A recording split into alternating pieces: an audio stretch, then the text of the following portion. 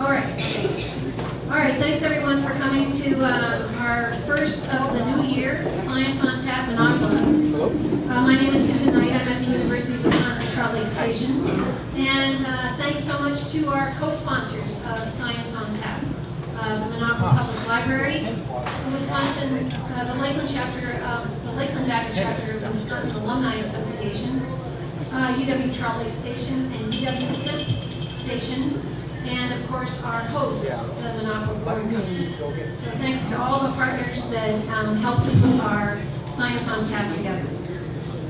The purpose of our organization is to share some current, recent research that's going on in northern Wisconsin and Wisconsin in general, and the world. Tonight we are definitely spreading our wings and leaving Wisconsin and talking about some science going on throughout the world. We'll probably, our format here is that I will introduce the speaker, and he will have some introductory remarks of 15-20 minutes or so, and then we'll open it up for questions. And so hopefully we get a lively discussion going. And we will see at probably about 7:30, we will maybe take a short break, let everybody refresh their beverages, and give the speaker a chance to catch his breath. You can chat with friends, and then we'll start up again. And we'll kind of play that by ear. When you leave, we hope that you will fill out a little card if you haven't done so before, and make sure you get onto our mailing list so that you can find out about our events in the future. And just so everyone knows, Science on Tap Minocqua is our website, and you can find us there. You can also find us through the Trout Lake Station website, and the Minocqua Public Library website, and the Minocqua Brewing Company website. So lots of ways to find us online.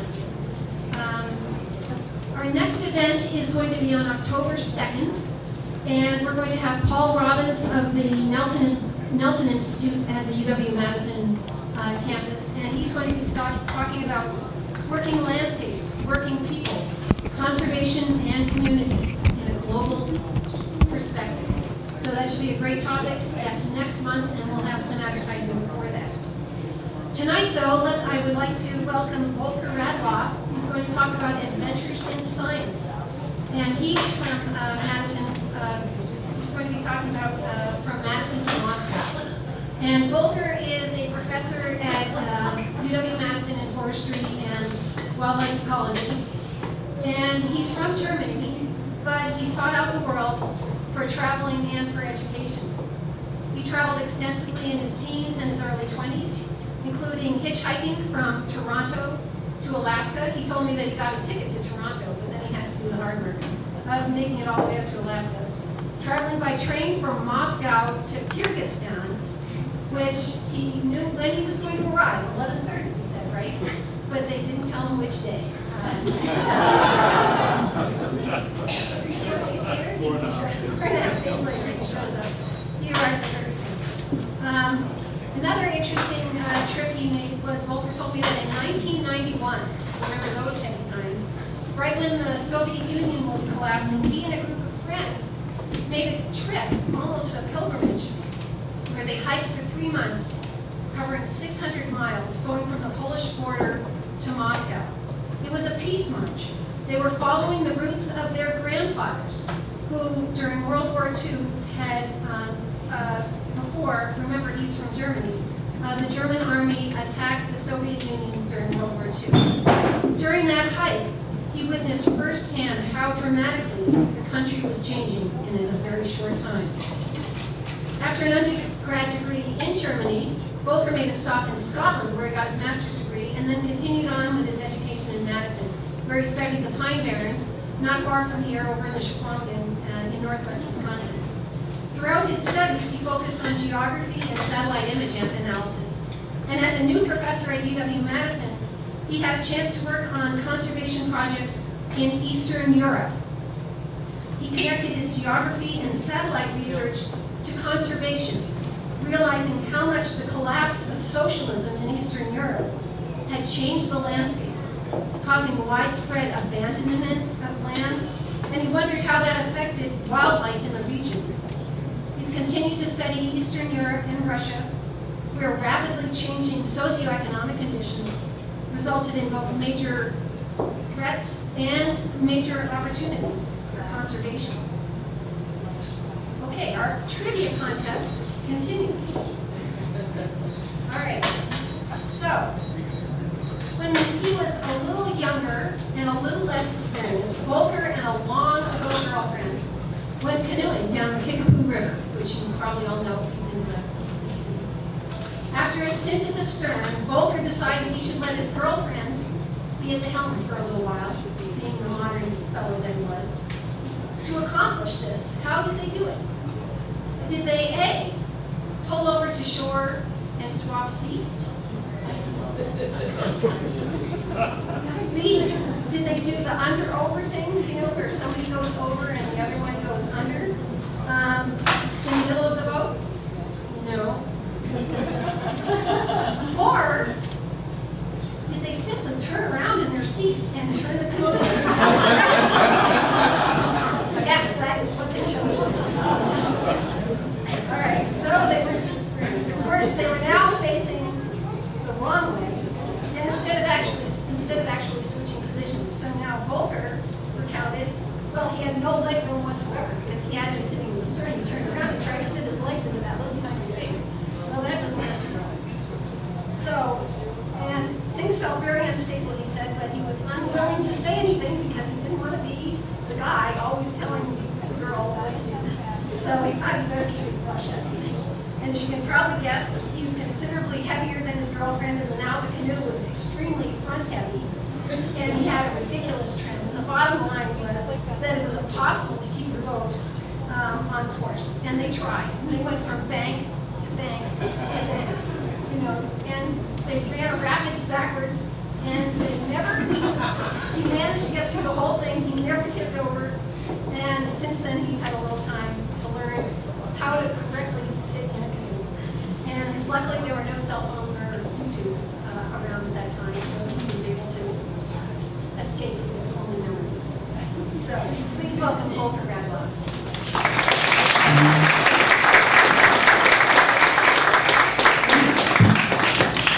Thanks, Susan. Welcome, everyone.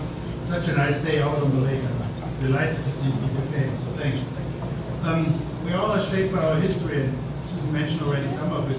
Growing up, I was born in the mid-60s, so the Cold War was, when I was growing up, a very real thing, and so was World War II, because that's what my grandparents talked about.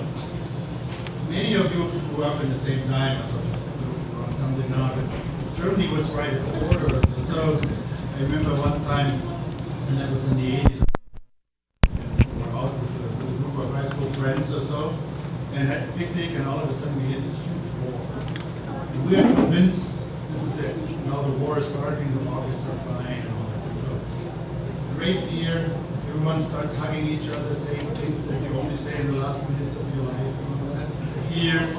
The roar gets louder. And there's a hot air balloon. So that's how we live. And so when in '91 then the Soviet Union collapsed, it was this sea change. It was unexpected. I mean, no one could predict it or so.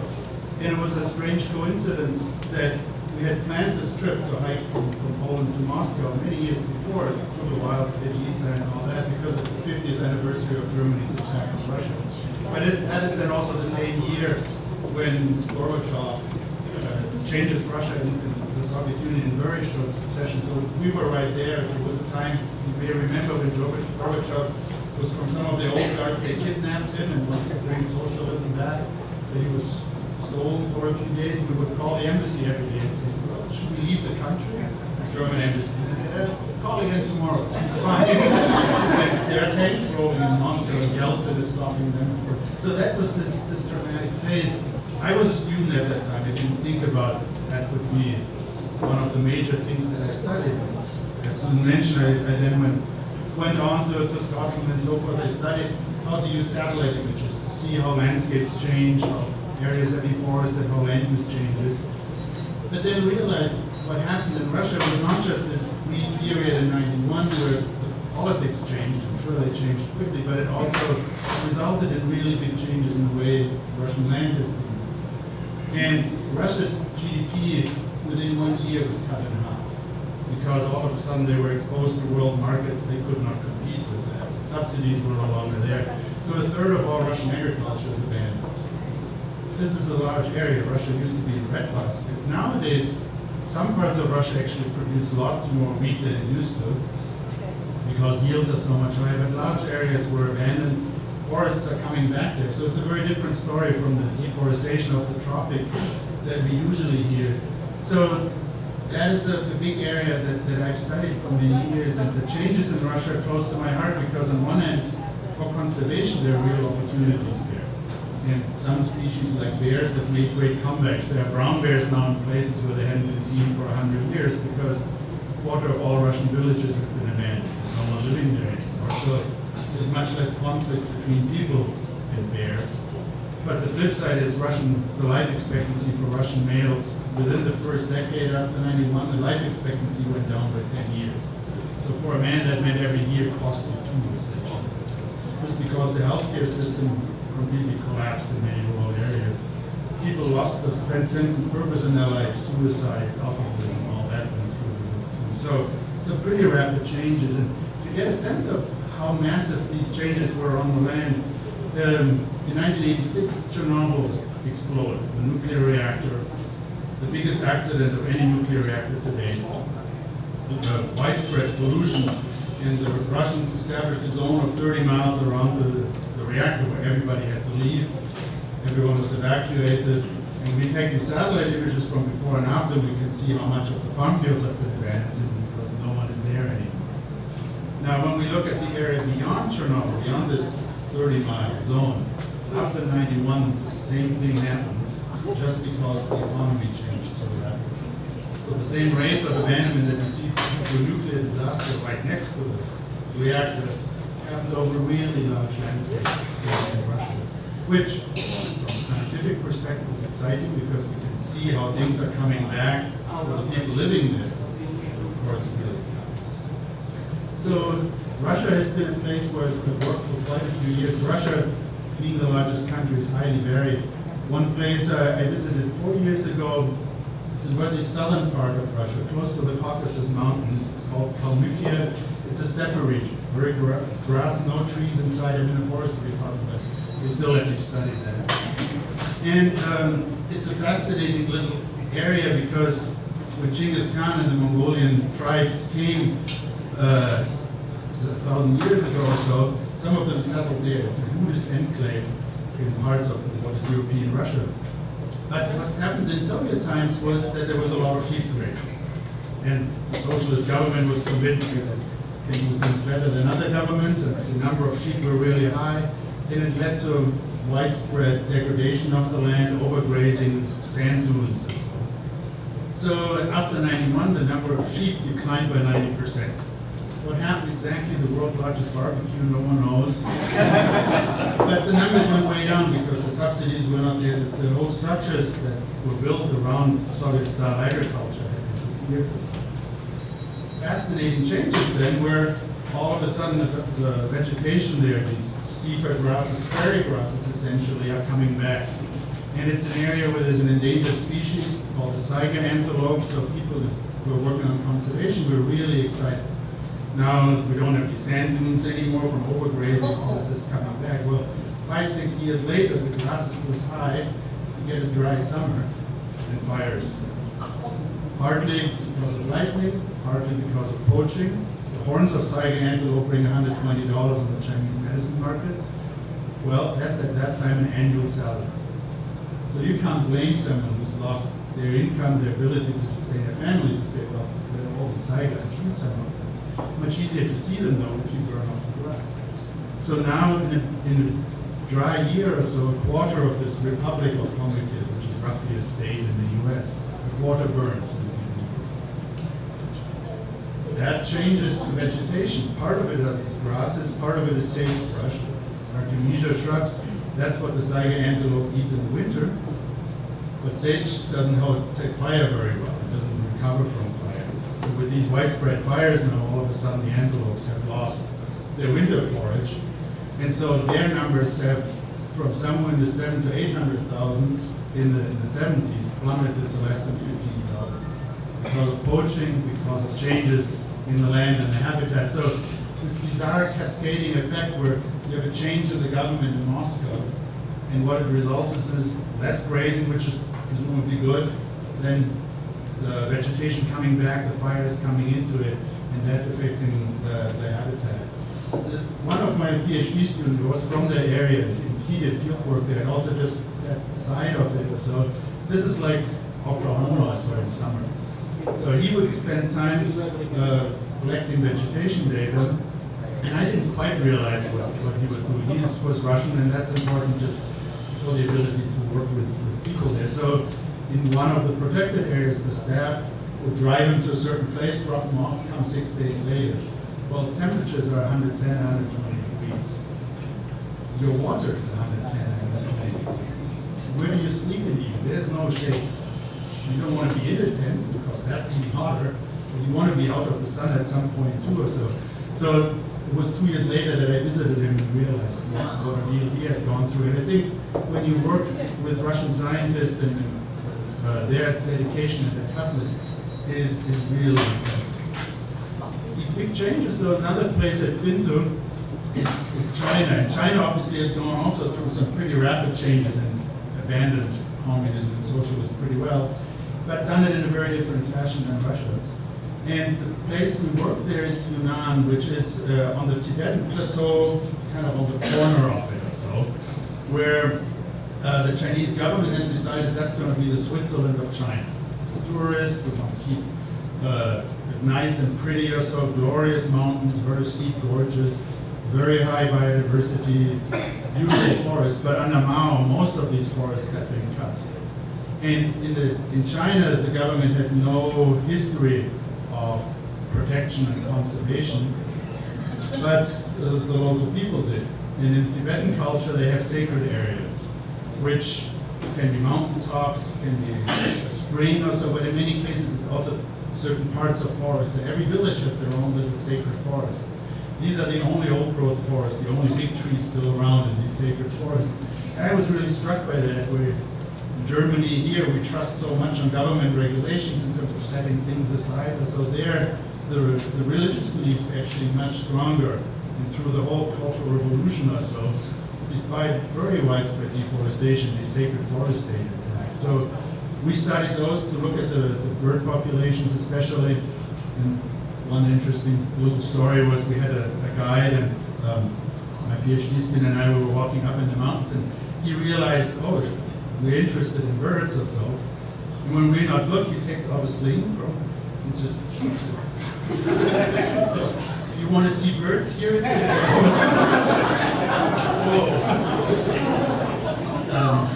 And those areas now, the government has made into protected areas. They've created national parks. They're getting lots of tourists for ecotourism, which is great.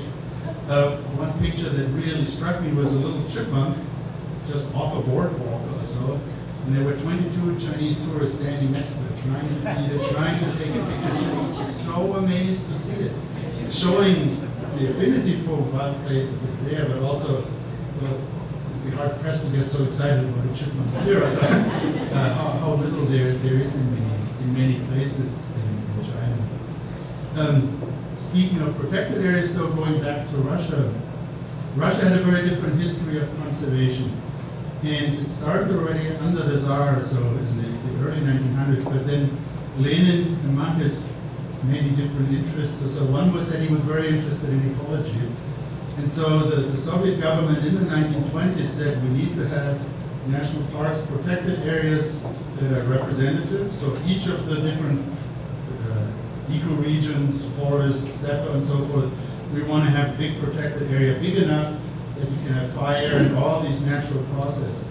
That was really forward thinking back then, where in other places protection was mainly for beautiful mountain tops and waterfalls and things like that. They also said these protected areas are completely closed, only scientists and boarders can go in. So there's no tourism in there, and we need to do continuous monitoring.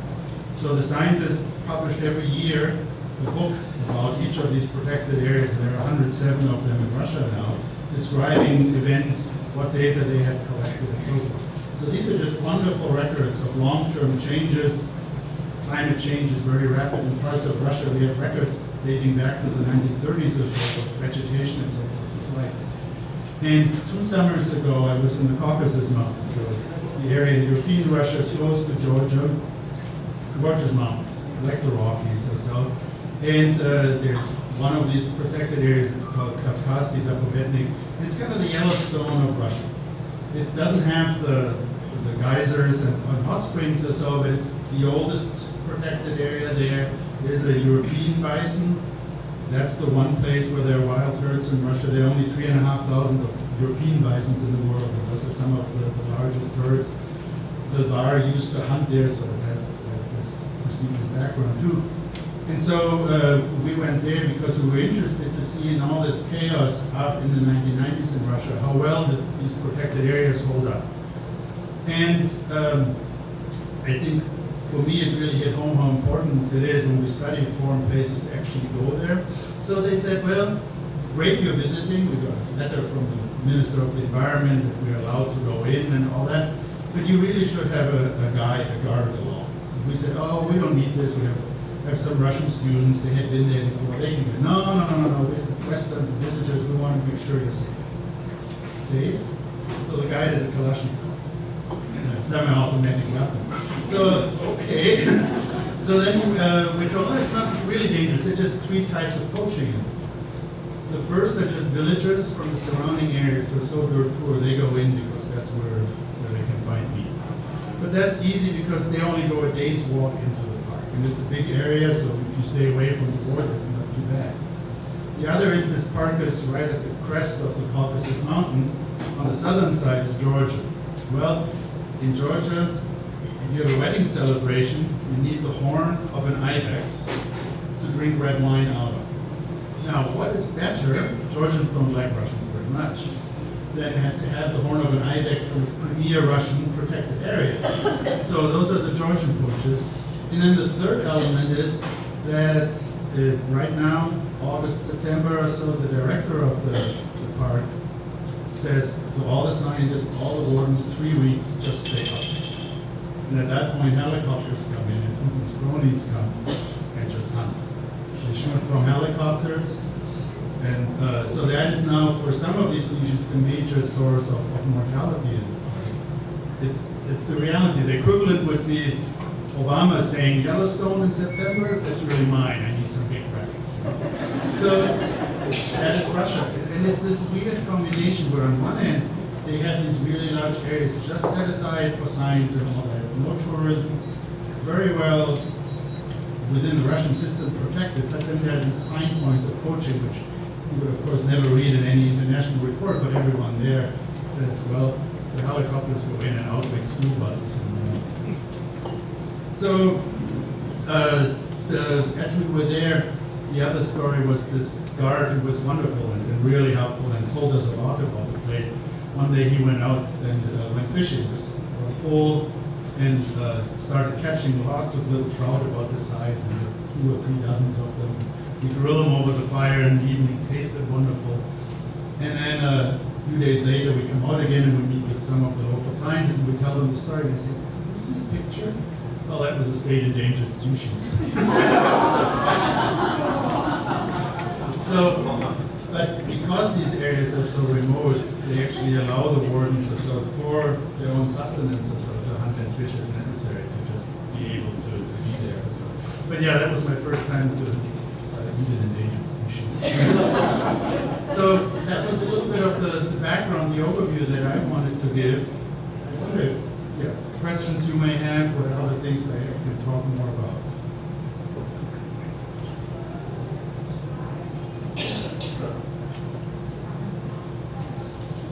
Volker, I was wondering if you could address, I know you looked at some of the lakes over in the Barrens area. You could talk about some of that research that you worked on and how it's been allowed.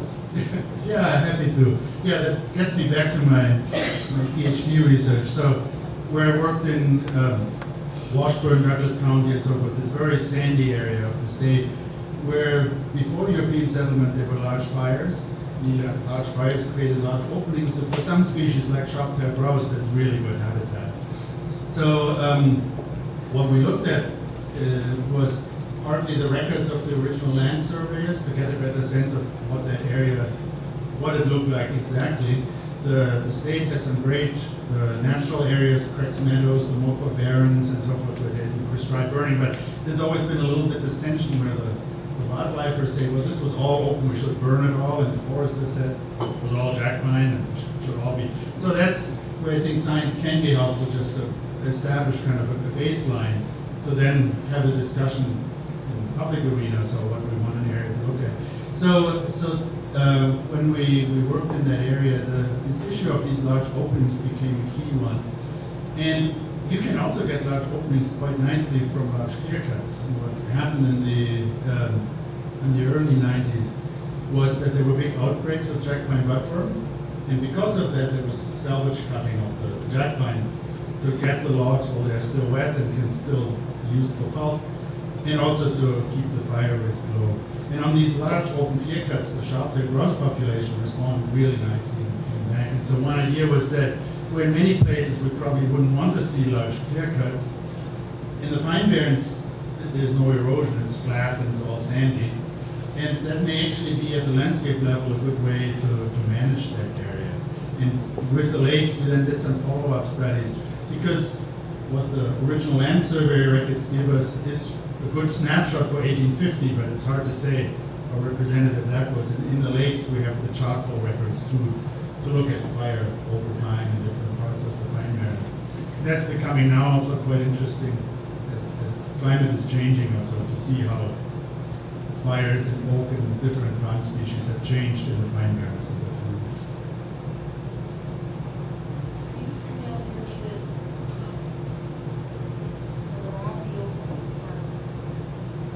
the regulations? Yeah, so the question was if I'm familiar with Biodiversity Park, which is a private park, I believe, and on the Amur River, so in the very far east of Russia. It's a very interesting experiment. The Crane Foundation has been quite closely involved. Have you been there? Have you visited? Oh, wonderful. Yeah. Yeah. It's a gorgeous place, and it's a new model for conservation in Russia. To think about it, how to have not only government-controlled places, but also privately managed places also. And where this area is interesting in terms of cranes, is Siberian cranes and other crane species that are endangered there. So in the Russian Far East, so Siberia and further over, the changes that happened are quite different. But there's a lot of depopulation, because when the Russians, they tried to settle these, and the Soviets, they tried to settle it more. People have left that area. So economically, it's pretty depressed. But at the same time, the Chinese and the Koreans are certainly eyeing it for the timber resources, natural gas, oil, and so forth, mineral resources as well. Can you give us a kind of an overview of the relationship between our northern forests and the deer population? Well, I believe there's actually a whole session coming up on that with two people who know much more about that than I do. I mean, the little bit that I know about, of course, is that after European settlement, the deer population went way down due to overhunting. At that point, also the forests were quite different than what they were now. The deer have come back. They are certainly affecting regeneration quite a bit. And it brings this really pesky question of what level of deer do we want to have. And from a forestry perspective, from a botany perspective, the deer are a problem. I like to hunt deer. So there's that other side too, so I certainly understand that. And that's, as I say, I think going to be a fascinating Science on Tap in November also. What about deer in Russia? How are they managed? Are there Yeah. certain areas where, how does it compare to a place like here? Well, a number of Please repeat the question. Sorry, yes, what about deer in Russia was the question. Thanks for reminding me. The densities of wildlife are about an order of magnitude lower in Russia than here. An order of magnitude lower than in Scandinavia too. Why is a big debate. Part of it may just be poaching. And it being so widespread, and for any population of wild animals, if they're really low, you don't need much poaching to keep them low. Once the population has reached a certain number, you can take quite a few away, and the population stays high. But when a population is really low, you just shoot a few of them and yeah, it stays low. Russia has a system that I think is quite fascinating, where they have about 50,000 transects that are 7 miles long that Russian hunters walk every winter, 2 days in a row. The first day they just brush off all old tracks, and they come 24 hours later and count all the tracks that they see. Moose, red deer, roe deer, which is a very small species, boar, wolf, and so forth, all the game animals.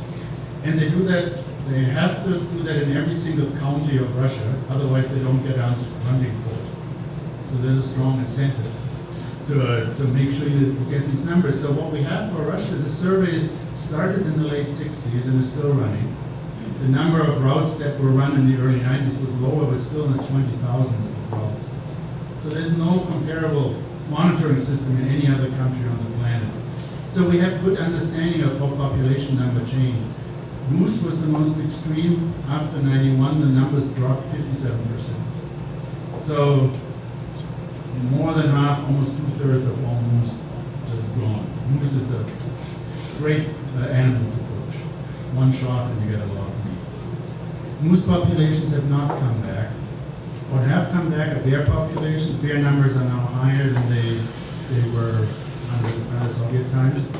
Wild boar also has come back very strongly. Those are very intelligent animals. They can also adapt very easily. Roe deer is a species that can deal reasonably well in human modified landscape. They're doing pretty well too. Reindeer, they're caribou, there's a wild version of that there. They're not doing so well.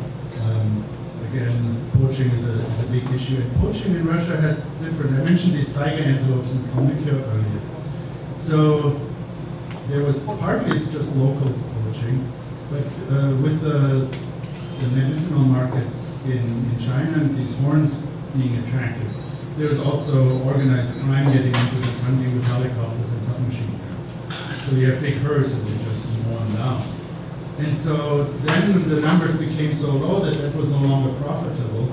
So now the poaching is with motorcycles, where you just run the animal down. You don't run over it, you just follow it until it collapses and then you slit the throat, which is very hard to monitor because you can't just arrest every motorcycle driver on the steppe, and all they need is a little pocket knife.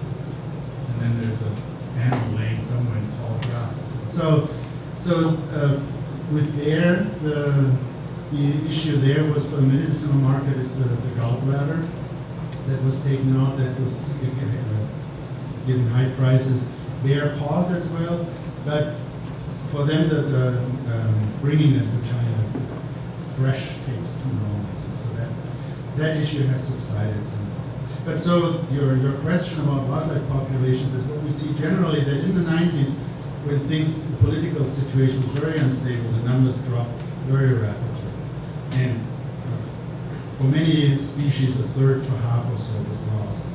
Since 2000, populations have come back. Under Putin's government, there is more control. So that is part of it. Economic conditions became better, especially when oil prices were really high. So there was less pressure for that too. So it's a mixed story.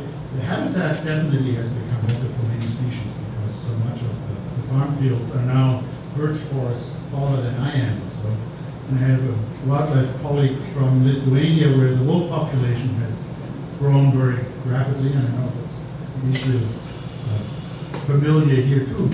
And so they have areas, entire sections or so that used to be one big cornfield, and now it's one big birch thicket. And they say we do a hunt and we send the dogs, and then the dogs don't come out, and that's the end of it.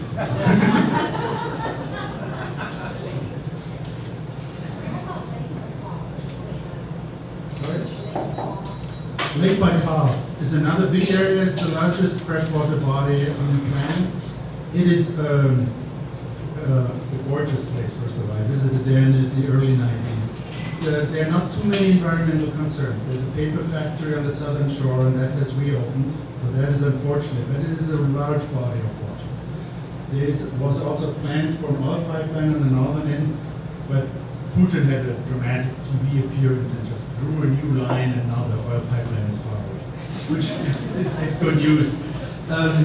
Lake Baikal is interesting because it has a seal population. And this is an area, it's, I think, 2,500 to 3,000 miles away from any ocean. So when those seals got there, it's not quite clear. These are freshwater seals. There's only in the Caspian Sea some freshwater seals, and that's it. We visited there. That was in my undergrad days, just traveling or so. And we got a permit from the forestry department to get into one of these protected areas. With just a little bit of money, they were happy to give it to us. And so we were there, and then we were on the shore, but then fisheries wardens came. And they said the forestry department had no business giving you this permit. They were upset with us and all that. And so, but then they were actually there to catch fish. And so we started helping them, getting fish, and they were catching them by burlap sack. And we spent 3-4 days with them. And one morning we hear shooting. And these seals had come up, and the fishery wardens were nervous that the seals would get into their fishing nets and shooting what is an endangered species. It's endemic. So once we had witnessed that, then they couldn't really be so upset with us for a little permit violation anymore. And they took us across the lake. So Lake Baikal, if you ever have if you have a bucket list of beautiful places on the planet, that should be high up there. It's right on the Trans-Siberian Railroad, so that's relatively easy to reach. 8 days from Moscow, and you're there.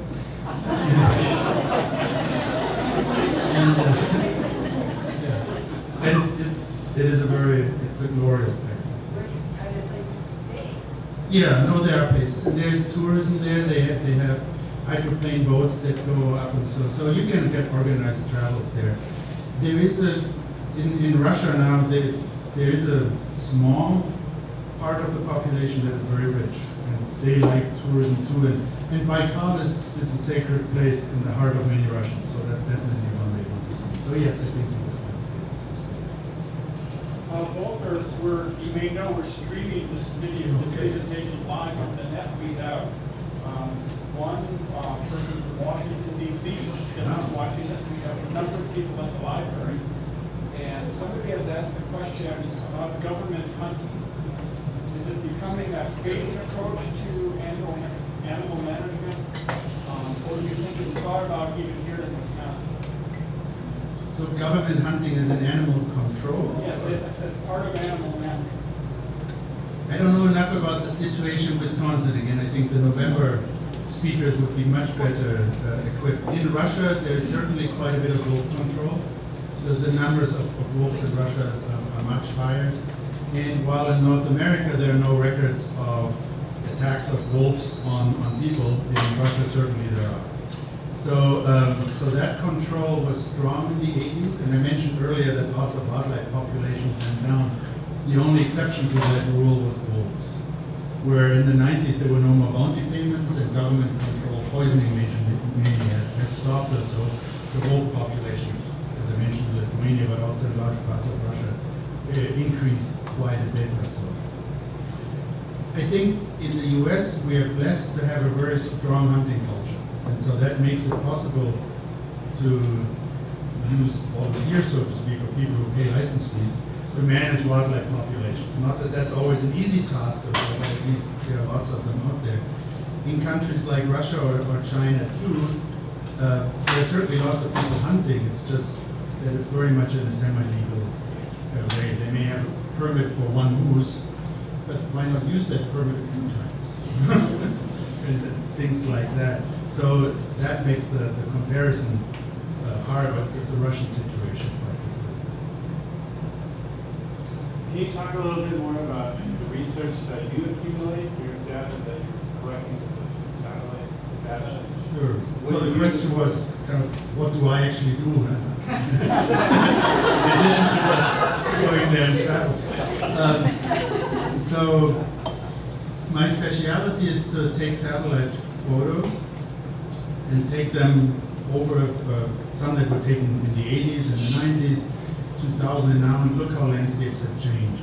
And so when I mentioned that a third of all Russian agriculture has been abandoned, that's been part of our work to take satellite images for Russia and other parts of Eastern Europe and look at these changes over time to get a number on that. These satellites are all owned by the US that I use. The images are free. The USGS maintains great archives of that. Each photo is about 100 by 100 miles. And we cannot see a single house or a car, certainly not a license plate number or anything like that. But we can see over a landscape what's happening quite nicely. So when forests are cut, that's easy to see. When there's a forest fire, that's also easy to see because you can see all of a sudden the soil and the slash on the ground. But also the shape of a forest cut is very different from a fire, so we have an idea of what caused the forest change. And then, because these archives now have 3-4 decades of imagery, we can not only say, hey, it was deforested, but also know that the forests came back, or that's urban now. The areas around Moscow or so, where lots of people are building their cottages, they have changed for good or so. So it's this satellite imagery analysis that I do when I'm in Wisconsin and at the university. And then the trips are to get a sense of why things are happening and verify that what I think is happening based on the satellite images is actually what's going on the ground. So having that reference point of these visits is important. Are the images clear enough so that you can see like what species of trees come back, or is it just that you can see a forest? Yeah, the question was whether the images can tell us tree species or just that there is forest coming back. It depends is the answer. In areas like Wisconsin or so, we can get at the tree species if the forests are more or less one species. If it's a big mixture of species, we can't say. Part of that, what helps us is actually fall colors. So when we have a satellite image in the fall, and maple has changed colors already, oak not yet, so forth, that helps in the spring. Different species leaving out at different time periods also allows us to tease them apart. Conifers and deciduous species are really easy to tease apart. Winter images help for that. So it's a little bit of a detective game. In a place like Russia, it's not so hard because most of it is temperate and boreal forests. So the number of species is pretty low. If you get in the boreals, per species essentially. In the Caucasus Mountains, it's much harder because there are many more species. In some of the tallest trees in Russia in the protected areas in the Caucasus that I mentioned, it's old growth forests, one species next to the other, so there we cannot take from the satellite images what kind it is. Are you noticing over time effects from climate change on, say, the edge of the southern end of the boreal forest? Question was if there climate change effect on the southern edge of the boreal forest. We don't see that yet. It's those changes are probably kind of taking place over more decades. Now, what is hard to know is like the big forest fires that happened in Russia in 2010. That made the news here because it was so smoky in Moscow that many thousands of people died because of smoke exposure and respiratory problems. So those dry conditions, drought and fires following, that may be climate change related. Now, to say for any specific fire or any specific drought, this was climate change is really tricky. But in general, we will expect more droughts like that one in 2010, when it was so dry that huge peat bogs burned because there was essentially no water in it left. And that made the smoke also so bad because it wasn't just a quick fire, and then compared to a forest fire, peat bog can burn a lot longer. And that made the smoke exposure way higher. The one about these fires on a tangent, sorry. But one interesting story is there's in one of the protected areas in Moldavsky, about a day's drive from Moscow.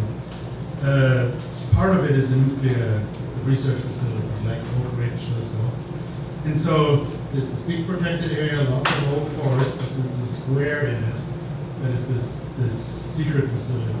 The forest fires come, and the fire leaves exactly the square. I mean, they essentially placed soldiers shoulder to shoulder because they were so nervous what would happen if the fires would hit those facilities and the radionuclides that were released. Related to Chernobyl, the fires were also a huge concern because a lot of the material is stuck in the wood right now. If those were to burn those forests, and you get big convective clouds or so, you could get the same pollution levels again over a very large area. So forest fires are a tricky issue, but I know I went way off from the climate change question.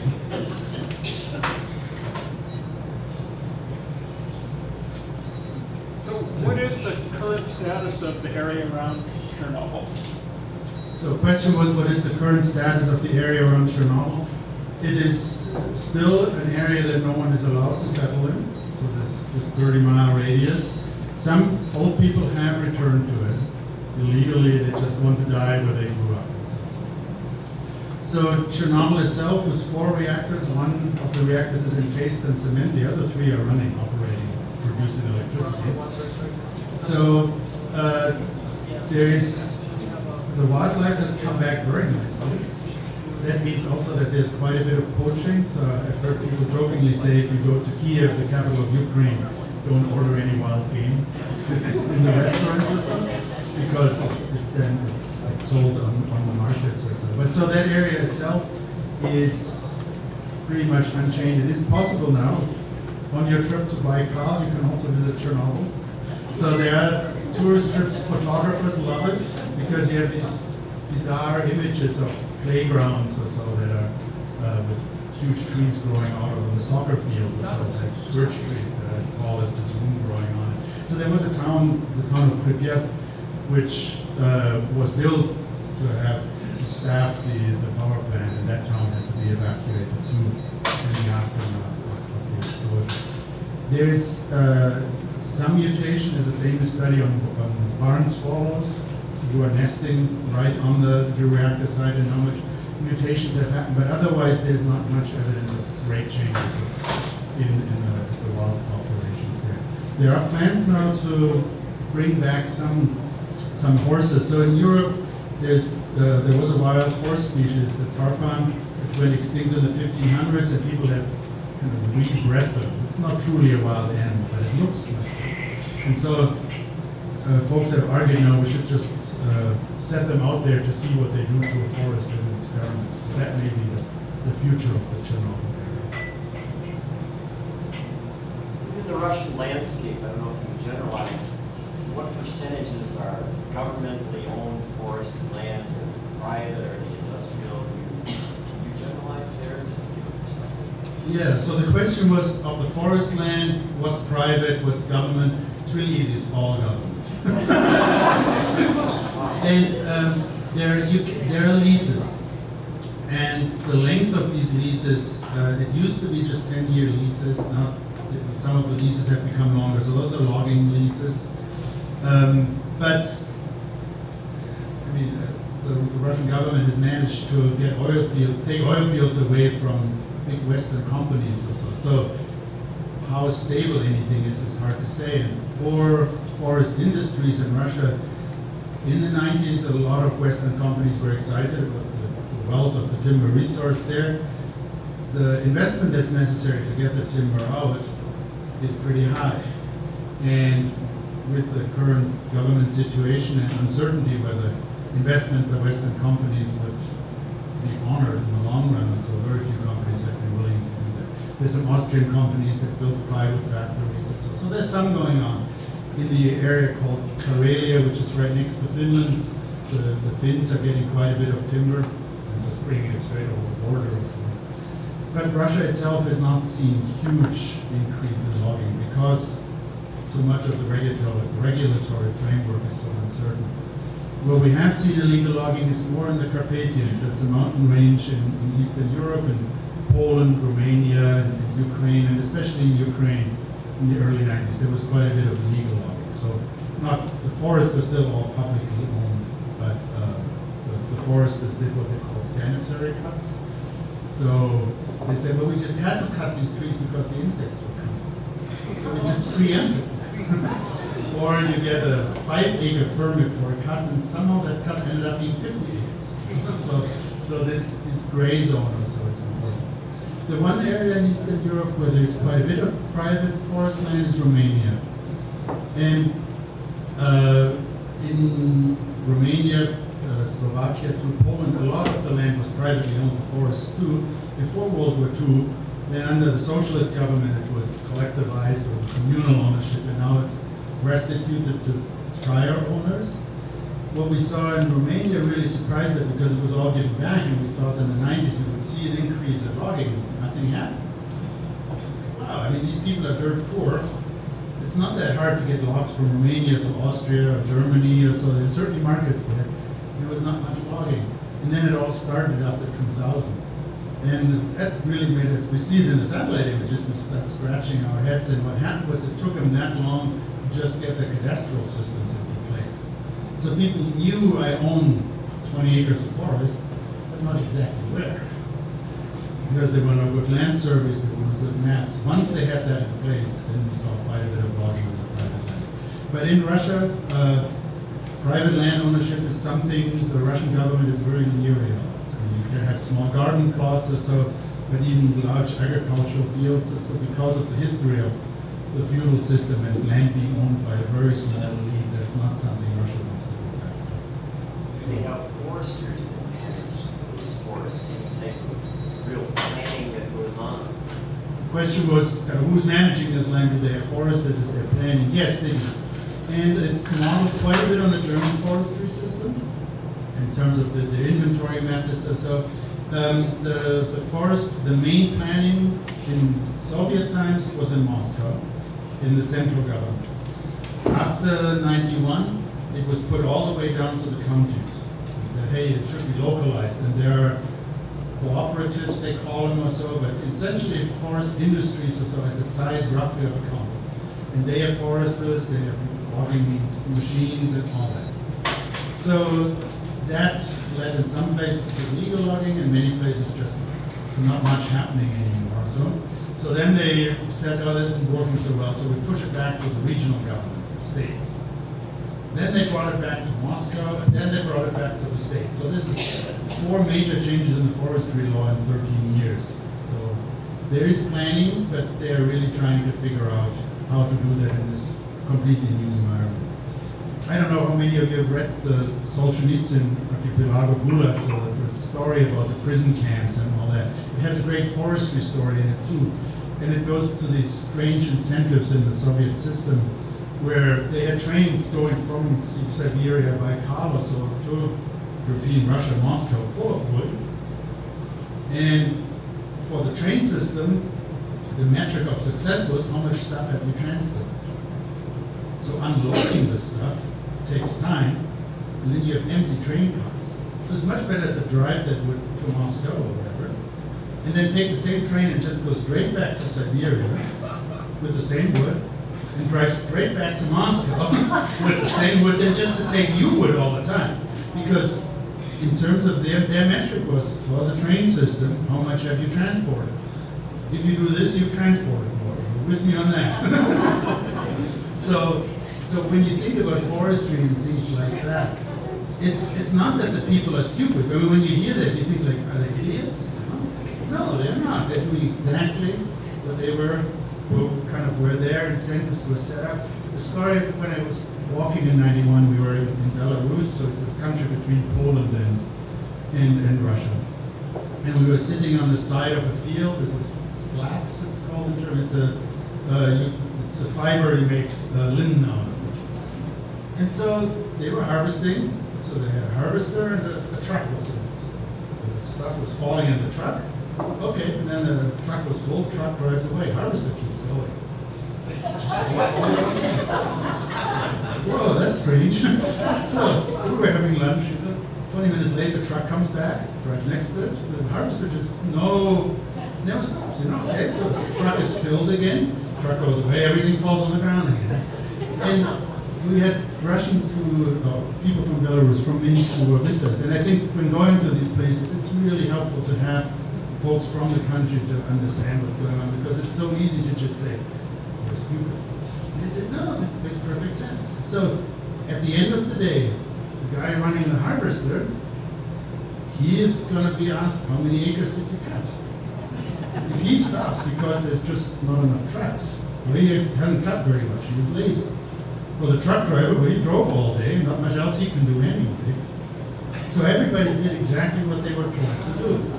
There's no feedback. It doesn't matter how much they produce. It doesn't change their salary, it doesn't change their income. They're state employees, cooperative employees, and so. So with this the types of ownership or so, some pretty strange things can happen. That's the take-home message. How much collaboration do you have with the Russian government with your placement of satellites? For example, are you able to use them? And do you ever have any episodes where they think you're spying on various places that you shouldn't be? So the question was collaboration with the Russian government, especially with the satellites and satellite images, and how they're worried about us spying.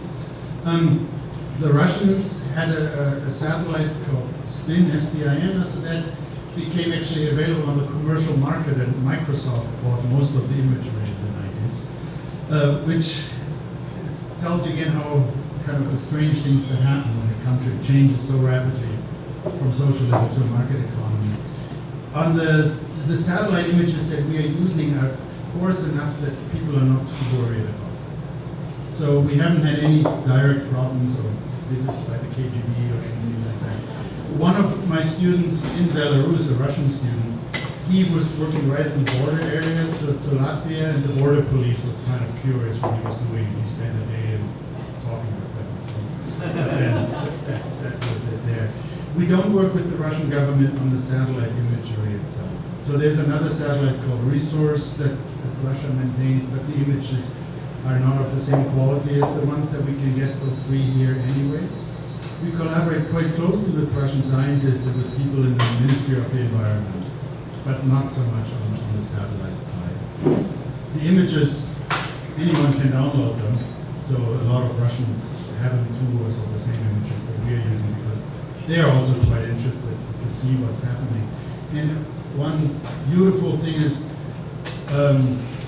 IKEA, the furniture company, paid a study to say we want to see where intact forest landscapes. So large chunk of forest that have no roads in them, no power lines, no houses or settlements or so.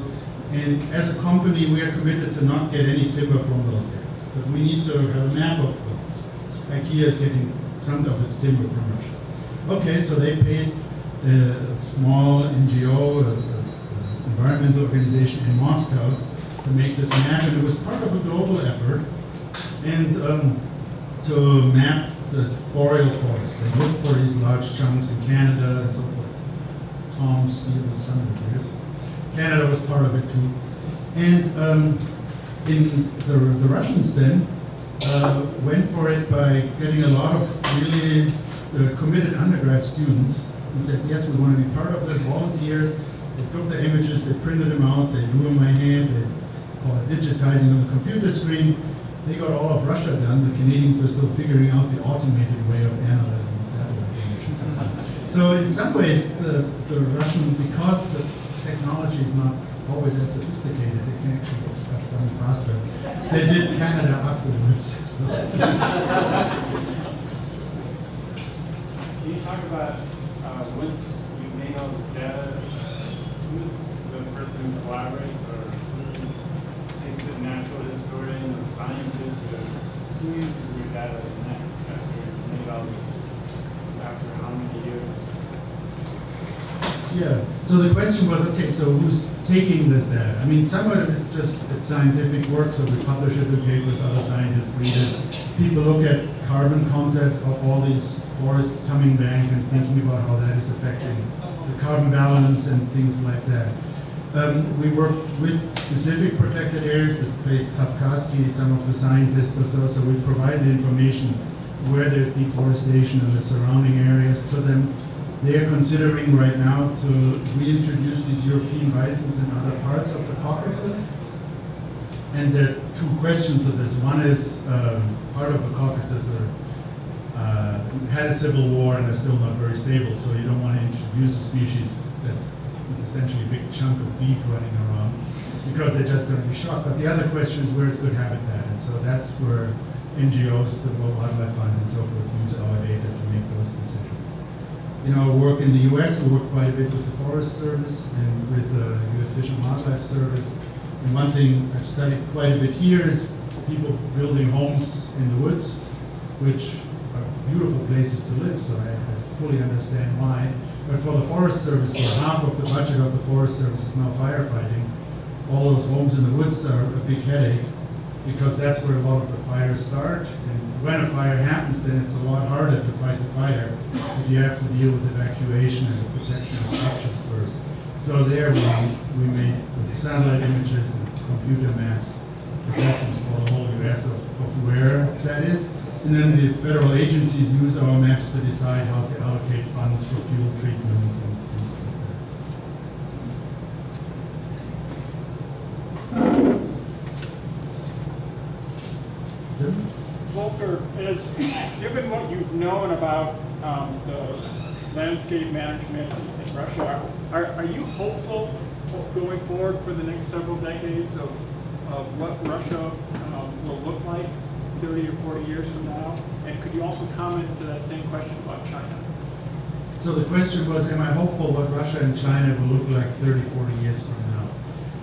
I guess, and I don't mean to just be to chicken out here or so, but looking at the last 20 years of Russia's history, there's just no way of really telling. And I think what I've become is a lot more skeptical of any prediction for the next 100 years. I think we can make certain scenarios. We can say, yeah, under different conditions, this is where it may go. But no one had predicted the collapse of the Soviet Union or something like that. And these things can happen. I have no idea what could happen next to Russia. So what the general trends, though, Russia's population is still declining pretty quickly. The only parts of Russia's populations that are growing fast are in the south, and there's some immigration from Central Asia. So the Russian population itself is going down. So that means that there will certainly be less population pressure. The southern part of Russia and Ukraine has very rich soils. It's like the black soils of Iowa, so some of the richest. Those areas certainly will be agriculture. And with better fertilizers now, so they produce far more wheat and other grains than they ever did under the Soviets. Russia's a wheat exporting country again, where in the 70s and 80s it was wheat from the Dakotas. It was shipped to Russia. And actually, a little piece of history there, one reason for these satellites being built in the 70s was to monitor Russian agriculture and get a sense of how much wheat they would need so they can plan accordingly. I'm not kidding, it was a big experiment, Lacey or so. So that was how Congress was convinced to pay money for that. But looking back at the future of Russia, I think big parts of the Russian heartland or so, small villages, will essentially be forest. They will have a similar trajectory as the northeastern U.S. had, parts of northern Wisconsin too, where there used to be agriculture. And I don't think that will come back there because the conditions are just too rough. Putin's vision for Russia is to be the energy superpower, and with big oil and gas fields, that is not an unreasonable idea. Having said that, fracking in the US and new technologies have changed that equation quite a bit too. So prices are not what they used to be in the 2000s, and that has weakened the Russian economy again quite a bit. Where the Russian system will go politically is hard to say. From my perspective, in the early 90s, we the West missed a huge opportunity. And I talked about the Cold War and the hot air balloon and all that. It was tremendous resources poured into this war between the two global powers. And there was zero planning for what to do if the war was over. Nothing. Because no one expected it, and it happened so fast that maybe no one could. But what was done then, they gave $25 million by USAID to Harvard University and sent some young hotshot economists, Jeffrey Sachs and others, to Russia. Jeffrey Sachs, as one example, was in his early 30s, and his experience was that he had worked in Bolivia before. And so they said, just open the markets, privatize, good things will happen. It'll be tough for a while, good things will happen. Well, GDP fell in half, life expectancy, all that. Russia was a total disaster. There was no institutional framework to build a market economy. There was no record of private ownership. The people before in the Tsar, they were essentially slaves. So under the Russians, they were not allowed to move to Moscow. And the Soviets, they were not allowed to move to Moscow. They had to stay on the farm fields. All of a sudden, you say, "Oh, you own now 10% of this agricultural enterprise." What do they do with that? So a few people got filthy rich, most got nothing. And the Yeltsin years were bad years for Russia. And that is then where strongmen like Putin became an alternative that was attractive for the country. So where that will go in the long run is really hard to see. Russia has an interesting attitude or thoughts about climate change. It's happening pretty rapidly. Like in Alaska, parts of the northern parts of Russia is going far, it's changing quickly. Russia thinks it may actually be one of the beneficiaries of global warming because it will open up areas for agriculture that currently would not be. Will that happen? Will it not? I really don't know. China is an interesting story, or a different story, because the government has gone through these changes so differently. It is focused on economic development, not changed the political system very much. Where what China is struggling with, of course, right now is that the party's authority comes from having extreme economic growth and many people getting wealthier. How long will we be able to maintain that is hard to say. Parts of the Chinese countryside, we also see abandonment now because so many farmers have moved to the cities, to be factory workers. And farming in China, I mean, it's glorified gardening. So the fields are tiny. I mean, a single farmer may own the area that we are sitting in here right now. Very high yields, and they farmed these areas for centuries, so they clearly figured out something about how to live sustainably on the land. But it's hard to say that that will continue as the economy is changing so rapidly. The fellow that's online in Washington, D.C. asks a question. You were talking about the Russian population declining. He asked, why is that? So the question is, why is the Russian population declining? Many factors coming together. Some of it is just people being pessimistic about the future. Some of it is as countries become more educated in general, population growth rates go down. And Russia has a great educational system. So literacy rates, all these things are strong there. So a fair number of Russians have left to Germany, to Israel, to the US and other places. So a combination of factors going on. But in the 90s, a lot of it was just also, forget the life expectancies, it's the upper 50s years. So it's a rough place to live in many parts of rural Russia. If you go to Moscow, if you go to St. Petersburg, those are beautiful cities. But if you go to the countryside, the reality is pretty stark.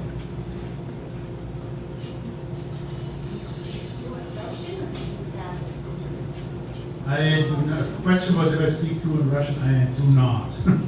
I know a few words that are important, like diarrhea. So. No, I've always been fortunate to travel with Russians, and I've come to a point where it would, of course, be nice if I spoke better. But I really believe strongly to actually understand what's going on, you need to have not just interpreters for the language sake, but also to tell you what's going on. It also really helps kind of social faux pas to avoid them. You say something in English and the interpreter can kind of soften it a little. Are you sure you want to say that? You know, that can be good too. But some things like earlier about the harvesting, so it's just so hard coming from one culture going somewhere else to really understand why it's happening. And I think the risk is that we assume that other people are just not as smart. And that's certainly not it. But that is where interpreters of the culture in addition to the language help. Describe some of the challenges that are occurring as a result of political upheaval.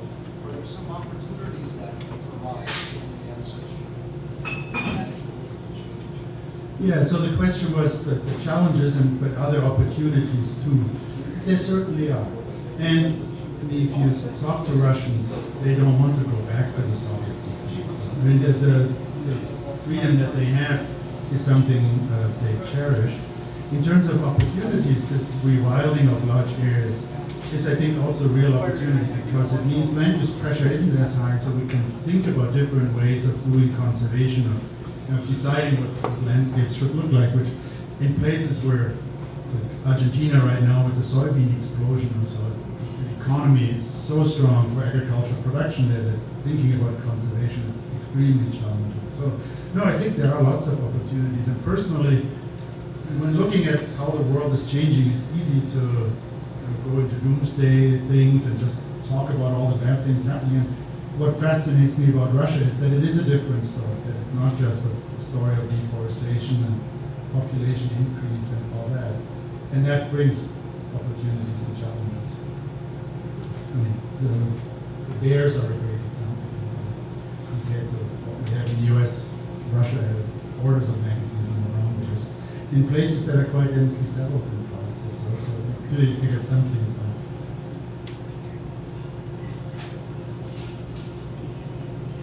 More questions for Volker?